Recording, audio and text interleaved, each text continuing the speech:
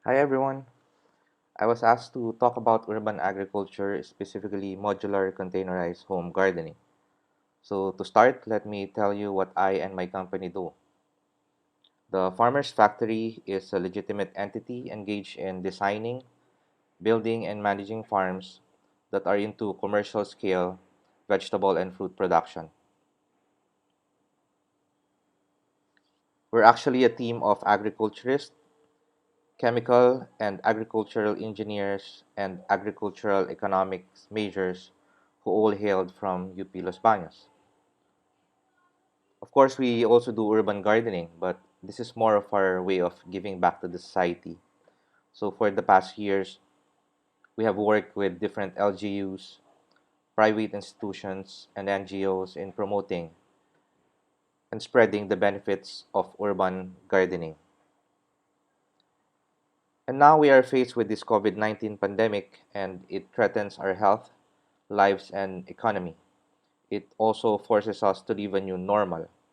But along this new normal, I speak for my family and friends, are some newfound skills in baking, arts, and others, of course, in home gardening.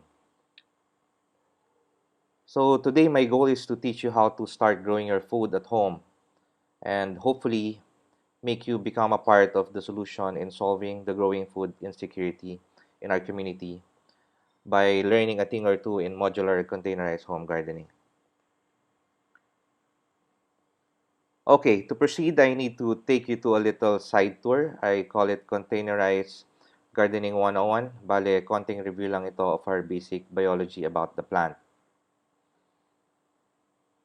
We have been taught that the plant has two major parts, the shoot system and the root system. Everything above ground is the shoot and below ground naman is the root.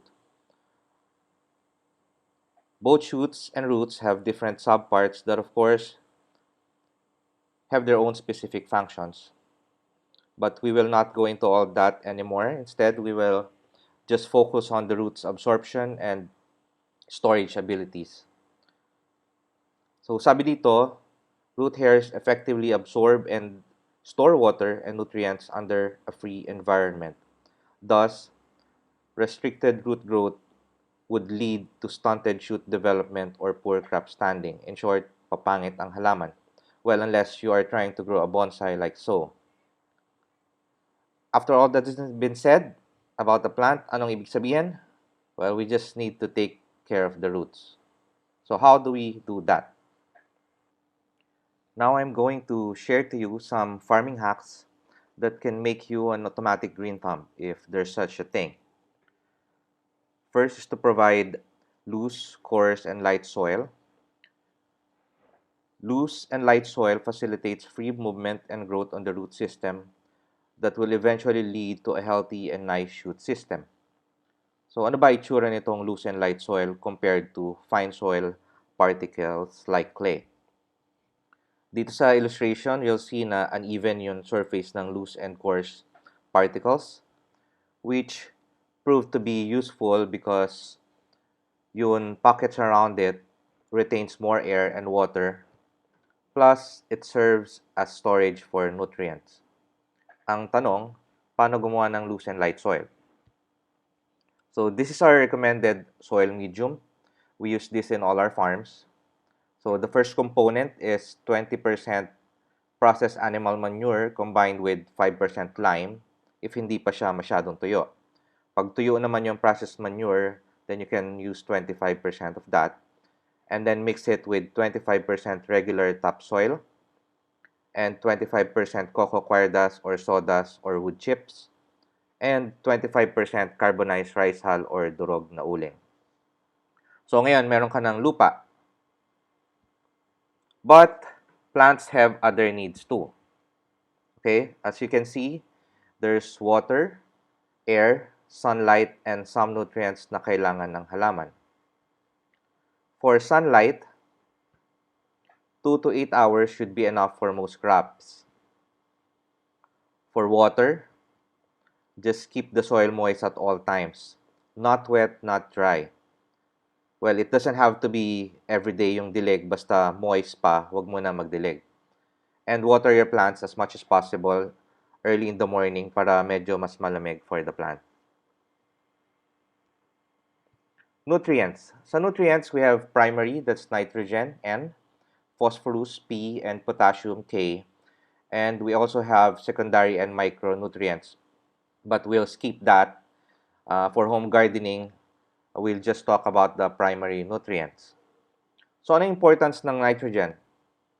It enhances shoot growth so that it is good for leafy vegetables. So, everything above ground that shoots, so maganda yan for the development of the shoots. Phosphorus, P.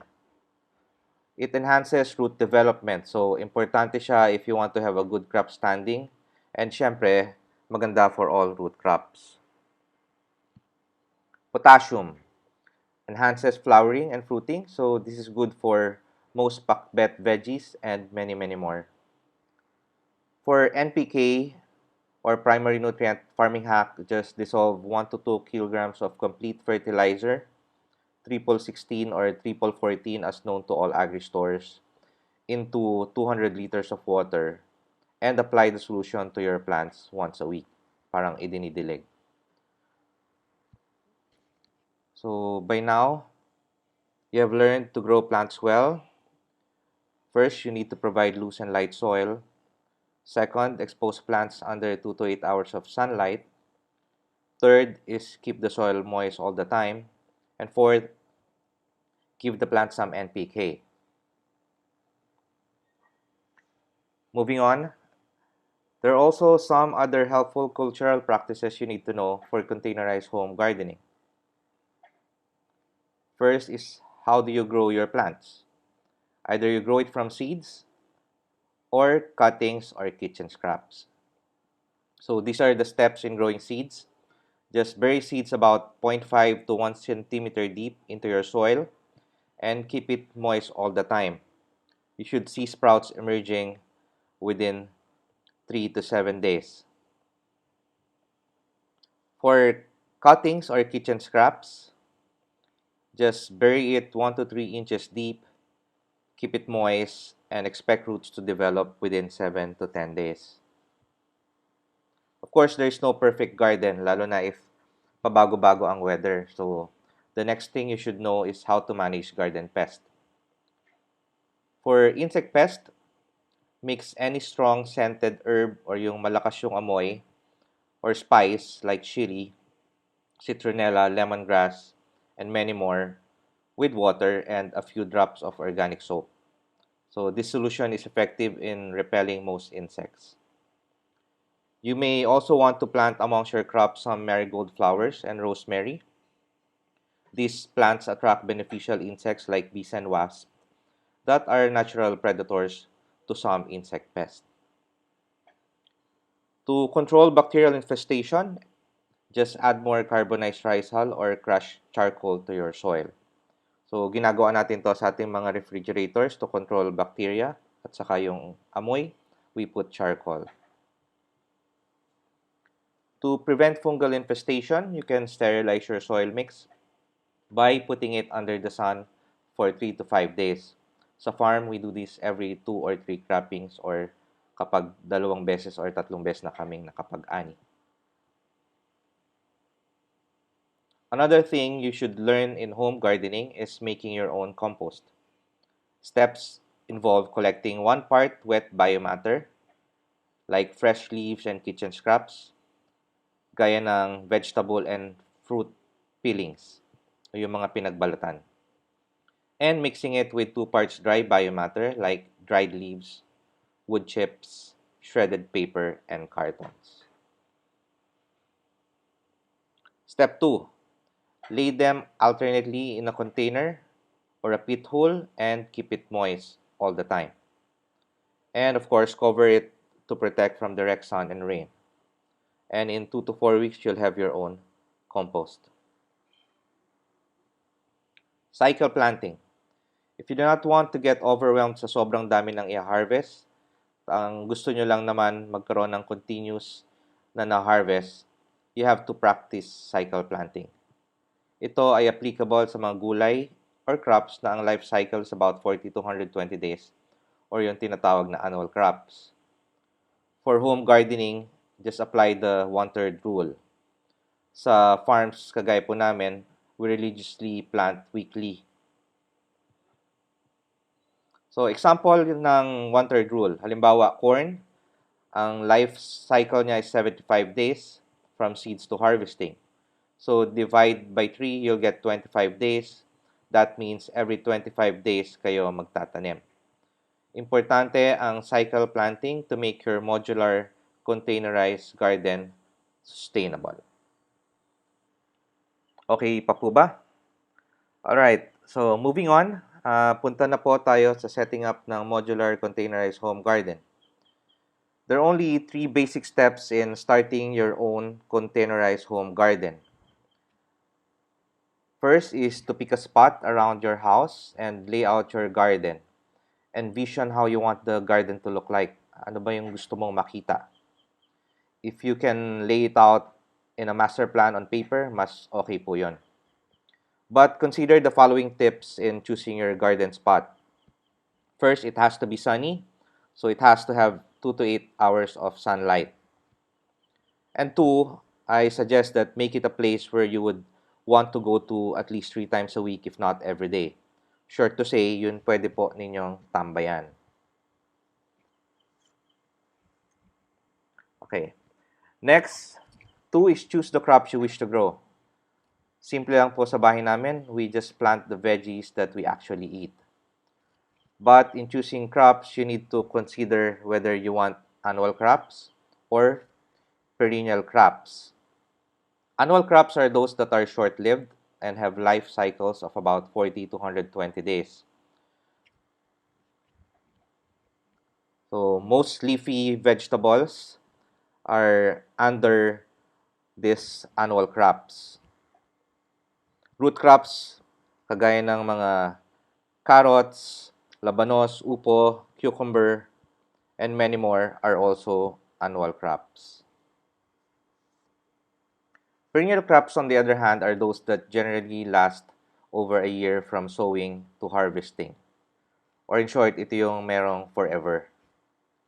So, most herbs and spices are perennial crops. Kasama din dito ang kamote, alugbati, kangkong. Of course, small trees like calamansi, papaya, banana, dragon fruits, likewise are perennial crops. Another important thing to consider in choosing your crops is spacing. Siyempre, depende sa laki or liit ng garden area ninyo, yung pwede ninyong itanim. So, here's our recommended spacing guide for different crops. For small leafy vegetables, ayan, like lettuce and pechay, it should be 4 to 8 inches apart. For most fruiting and climbing vegetables, 16 to 32 inches apart. And for small trees, at least 2 meters apart. The third and final step in setting up your garden is choose your container. Siyempre, apart from aesthetics, you should also consider the right sizes of containers for your vegetables. So here's our recommended sizes of containers for specific crops. For small leafy vegetables, 4 to 6 inches deep and 3 to 4 inches wide. For shrubs, 10 to 12 inches deep and 6 to 8 inches wide. For small trees, 24 to 30 inches deep and 24 to 30 inches wide. Pero syempre, the bigger your container is, the better for the crops. Alright? So now you are all set and you may start putting up your very own modular home garden. But before you go, let me take this opportunity na din to share with you some modular garden inspirations I personally put together. And I call it Modular Containerized Home Gardening Made Fun. Why? Well, why not? Restroom Showcase. From its name, this design inspiration reuses restroom fixtures like this bathtub repurposed as a coffee table planter. Toilets and urinals into flower pots. Personally, hindi ko rin itatanim ang lettuce and kangkong ko dyan. And tissue roll cartons used as seeders. Kitchen showcase. Recycling old refrigerators or freezers, fruit baskets, old kitchen drawers, sink, some broken water gallons, and my favorite, repurposed mason jars into herb and spice planters. They are just so nice to look at when properly labeled, and this is literally fresh from the kitchen. Bedroom showcase. You guys feeling sleepy? Get off that bed and use it as a planter box instead. So there. So maybe a side table or those socks and underwear drawers, your dusty slippers organizers, and maybe after 3 months of lockdown, you got those lousy pair of jeans you were ready to give away. I think this one's a little creepy, pero cute. Garage showcase. I'm sure you got a lot of stuff inside your garage or storage. Some used tires, engine blocks, those chunky computer monitors, paint buckets. Maybe you have an old boat or kayak, or your partner's project car that's been sitting there for years. And if that leads into an argument, just throw in those golf shoes and bag just to prove a point. Biomaterial showcase.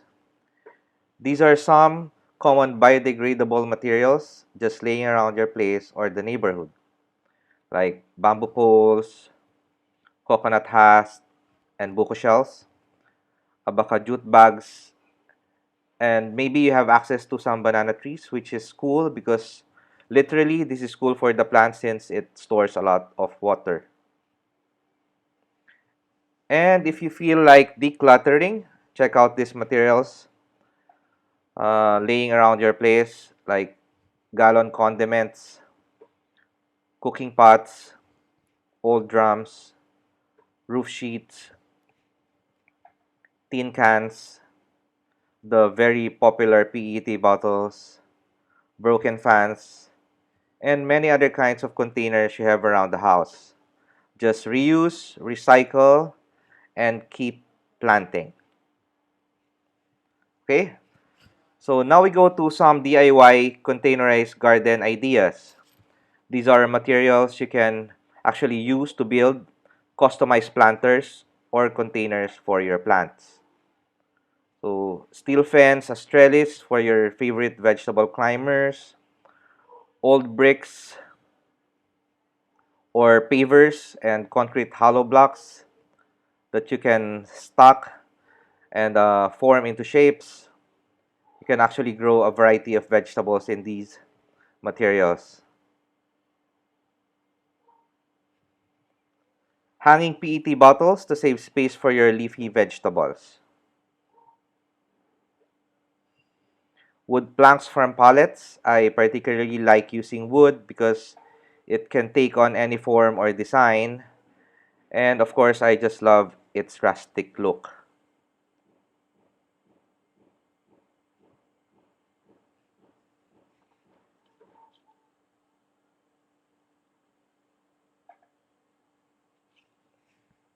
Used tires on wood is one of my favorites also. I just like the appeal plus it's really very durable.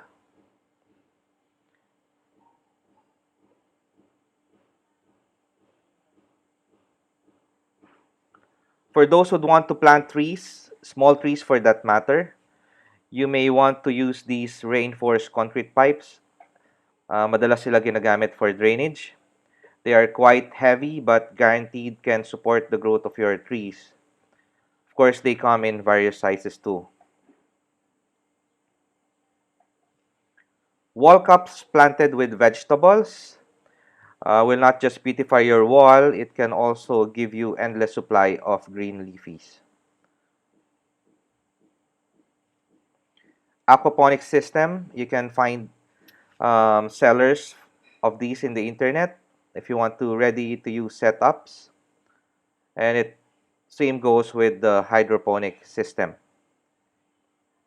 Lastly, if you want a customized edible garden for your home, just get Horizontal Greeners, your friendly neighborhood landscaping company owned by me. So give me a call. Okay, before we end this webinar, let me leave you with a few words to ponder on. Modular containerized home gardening is not just about growing your own food, it also teaches you to recycle, reuse, and repurpose. It should be a way of life, a life skill that you must learn and pass on to the younger generations. And finally, to cap it off, I made an alphabet guide for you, some pointers and reminders lang while you do gardening at home.